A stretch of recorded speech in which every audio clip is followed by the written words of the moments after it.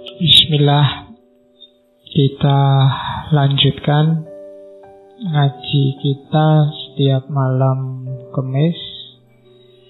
Malam ini kita ketemu lagi dengan Muhammad Iqbal. Iqbal salah satu tokoh eksistensial yang kita angkat. Sekarang kita angkat lagi, sedikit geser fokusnya ke salah satu pikirannya, yaitu tentang perfect man, insan kamil. Oke, kita mulai ya. Bismillah. Kita mulai dengan Muhammad Iqbal. Riwayat hidupnya, detailnya silahkan dibaca sendiri. Yang jelas beliau ini tokoh yang komplit. Tidak cuma berteori, tapi juga mempraktekkan konsep-konsepnya.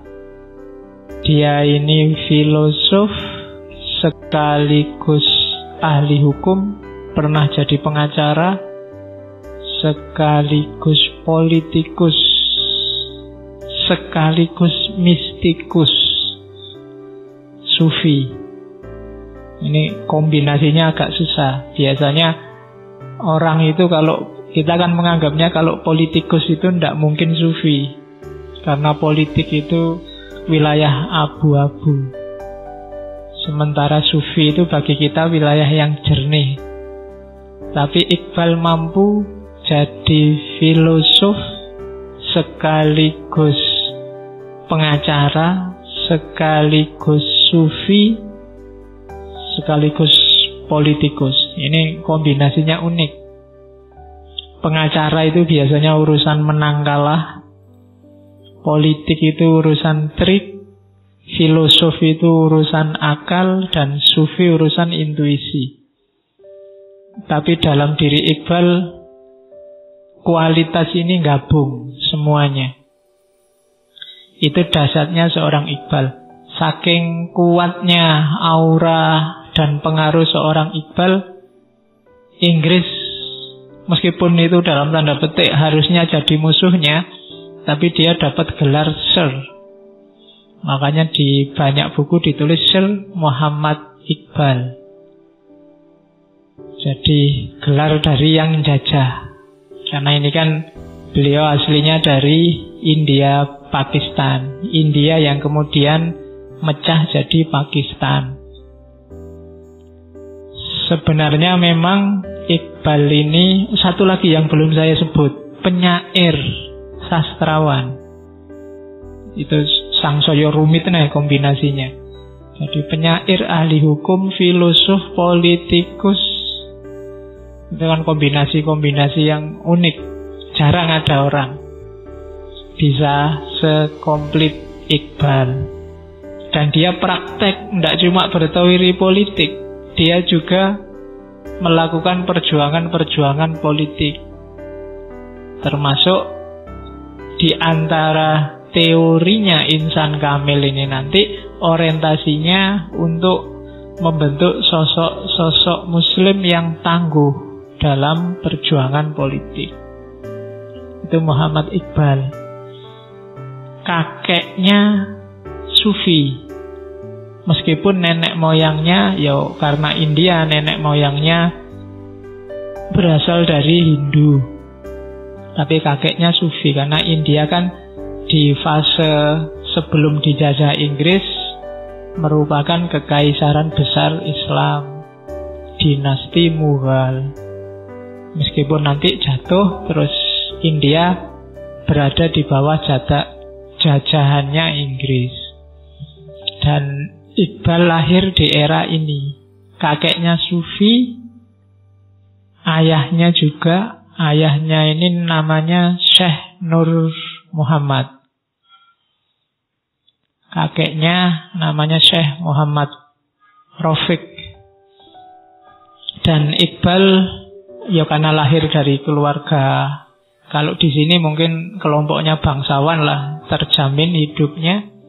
Dia juga pinter, dia dididik secara bagus, tidak cuma di sekolah-sekolah Islam, tapi juga di sekolah-sekolah bentukannya Inggris zaman itu.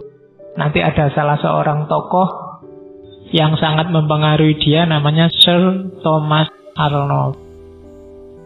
Kalau dari sisi pengaruh, nanti pikiran-pikirannya banyak dipengaruhi tokoh-tokoh pembebasan Muslim India seperti Syekh Waliullah Ad-Dehlawi.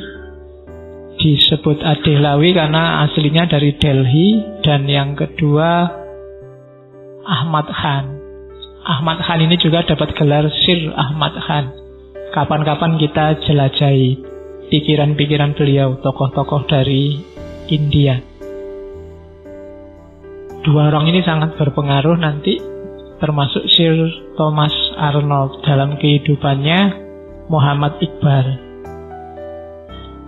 Jadi dengan latar belakang semacam itu, termasuk kuliahnya dia sempat di Cambridge University Inggris, dan dia juga sempat kuliah di University of München Jerman. Bukan klub sepak bola ya, München ya, München nama kota.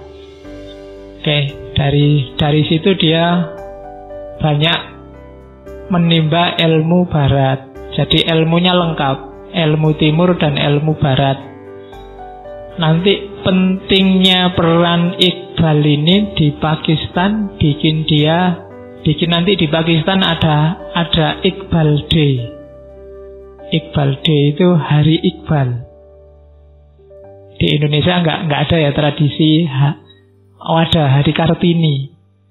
Ya, itu nama tokoh. Hari Soekarno nggak ada, apalagi Hari Soeharto.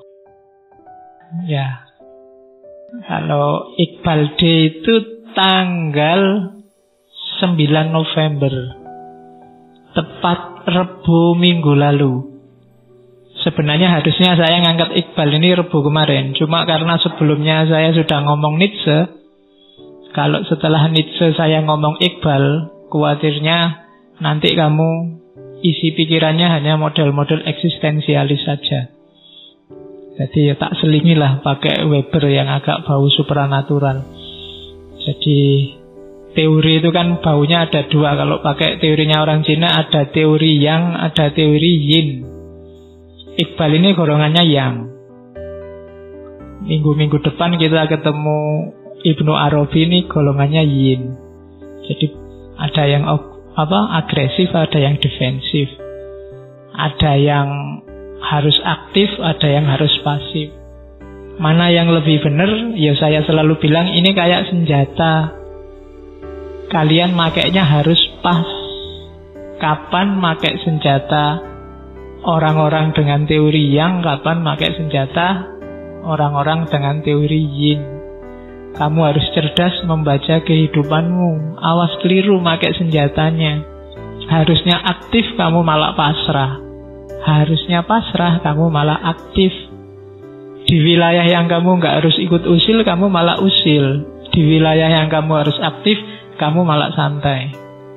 Itu berarti salah pakai senjatanya. Disuruh belajar, enggak apa-apa Pak, kalau takdirnya lulus cepet, ya lulus cepet. Nah itu teorimu takdir itu benar, cuma kamu makainya pas di momen yang keliru. Nietzsche itu luar biasa kalau kamu makainya pas. Tapi begitu makainya keliru, dia bisa membahayakanmu sendiri. Nah itu cara pakai teori. Nanti Iqbal juga begitu. Jadi termasuk teori insan kamilnya. Mulai kemarin kan kita ngerti sosok insan kamil yang macam-macam. Ada Superman, ada karisma. Hari ini insan kamil, minggu depan kita ketemu Rausan Fikr, minggu depannya lagi insan kamil gaya Al-Jili, Ibnu Arabi. Sosoknya macam-macam. Kalau bisa kamu jadi lima-limanya. Kalau bisa. Kalau tidak bisa ya salah satu. Kalau tidak bisa ya setengah lah, tidak apa-apa. Paling tidak kamu berproses ke situ. Biar hidup kita lengkap. Yang ngaji ini kan memang macam-macam. Visi utamanya adalah nambah wawasan. Semakin luas wawasan kita, semakin enak kita hidup. Ya kayak tempat itu kan, kalau luas kan kita enak, bisa selonjor, bisa tiduran. Semakin sempit, semakin susah kita mengambil keputusan, kita hidup. Maka tambah wawasan terus, tidak usah milih-milih. Siapa ngerti dari ranah-ranah yang selama ini tidak kita sentuh, ada sesuatu yang menghidupkan kita. Kalau kata salah seorang tokoh India, Amir Ali, itu ada apinya. Dia menyebutnya api Islam itu kan. Dan kita tidak tahu apinya itu ada di teori siapa yang bisa menghidupkan kita. Maka ayo kita cari bareng-bareng.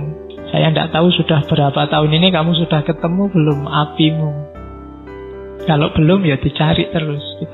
Kita jelajahi terus. Ilmu itu tidak ada habisnya.